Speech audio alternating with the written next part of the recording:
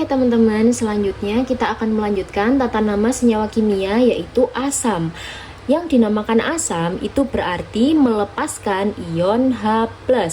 Nah, rumusnya adalah asam, nanti kita tetap tuliskan asam. Jadi ion H+ itu biasa disebut atau penamaannya adalah asam plus nama anionnya.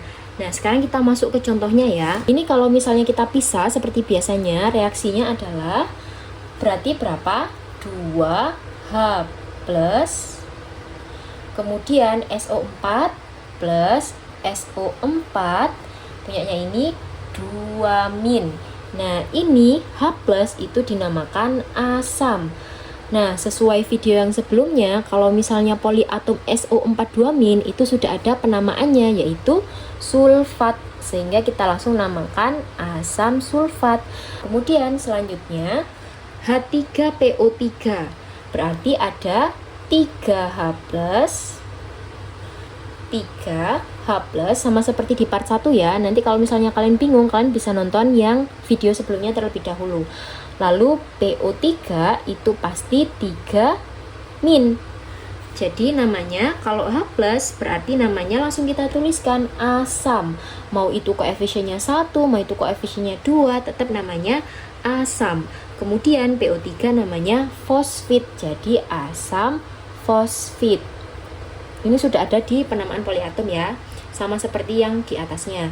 Kemudian ini berarti H+ plus Cl-. H+ namanya asam. Terus kemudian Cl itu adalah atom klor. Kemudian kalau Cl- berarti klorida. Sama seperti penamaan yang pertama ya teman-teman, yaitu tata nama senyawa ion.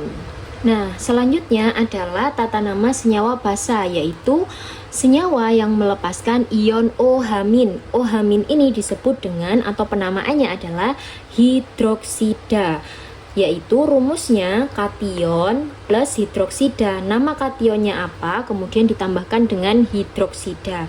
Contohnya yang pertama adalah NaOH. Na di mana-mana berarti muatannya atau biloxnya pasti +1, sehingga kita tuliskan Na plus OH-. Na itu adalah kation yang namanya adalah natrium ya, nama atomnya natrium. Kemudian OH- pasti langsung kita kasih nama hidroksida. Lalu selanjutnya Ba. Ba itu merupakan logam utama atau logam transisi ya.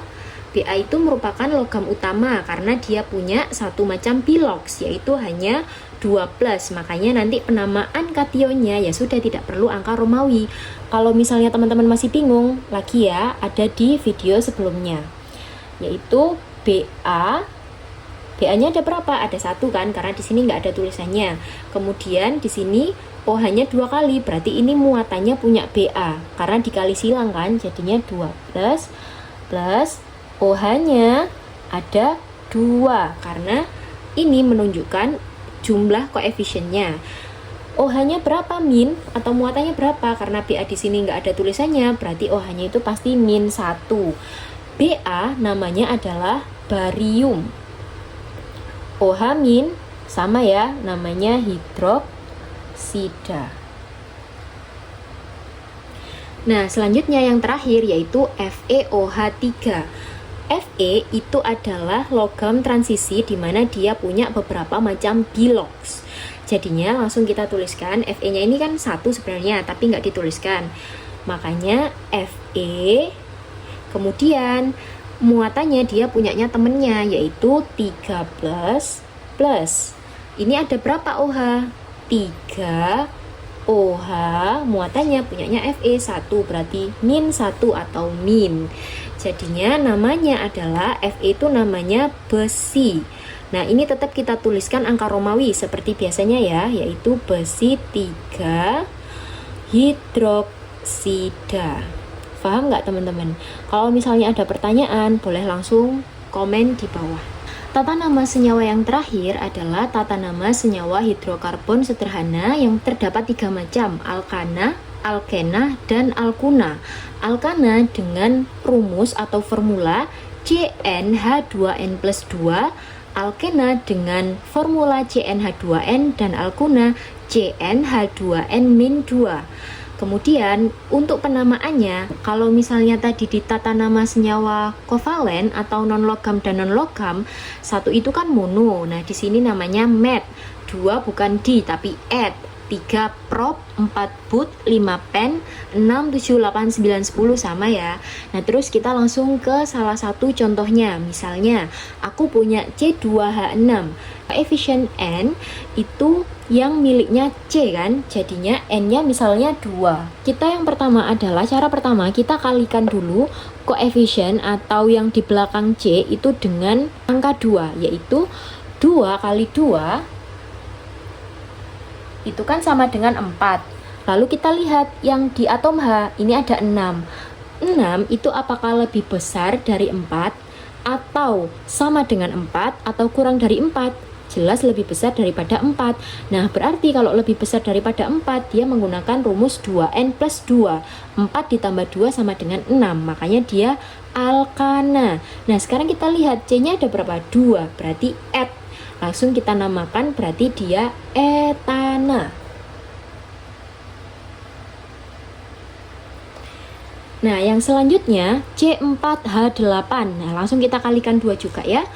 4 dikalikan 2 itu 8. Sama, lebih besar atau lebih kecil? Sama ya, kalau sama berarti dia pakai rumus alkena CnH2n. Nah, kita lihat C-nya itu koefisien atau angkanya adalah 4, makanya namanya but. Langsung kita tuliskan but.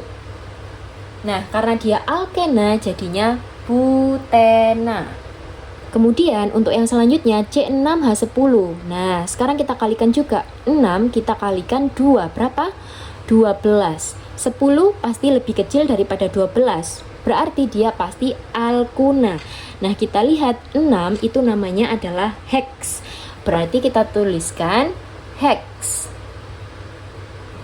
Terus kemudian karena una jadinya kita kasih una. Nah, gampang kan teman-teman ya? Nah, sekarang kalau misalnya aku punya C3H6, berarti dia menyebutnya apa teman-teman? Ya tinggal 3 kali 2 sama dengan 6, berarti dia sama, berarti dia pasti alkena. 3 namanya prop, berarti namanya pasti propena. Kalau aku punya C5H12 berarti oke, segitu dulu teman-teman videonya, semoga bisa difahami.